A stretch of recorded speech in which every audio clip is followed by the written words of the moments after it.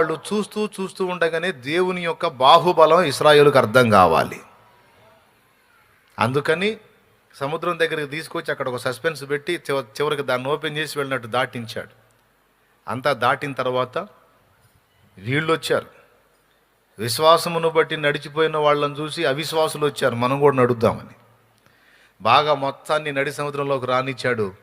మోషేకి చెప్పాడు, మోషే నీ చెయ్యి సముద్రం వైపు తిప్పి అవి రెండు తిరిగి కలుసుకొనున్నట్లు, ఆ రెండు పాయలు తిరిగి కలుసుకొనున్నట్లు ఆజ్ఞాపించమన్నాడు. అప్పుడు తన చేతనున్న కర్ర చూపించి ఈ రెండు పాయలు తిరిగి ఒకటగునుగా కా అని పలికాడు. కథం. అప్పటిదాకా గోడలాగా నిలిచిన నీళ్లు ఒక్కసారిగా కూలి మొత్తం రెండు కలిసి ఒక్కటైపోయింది.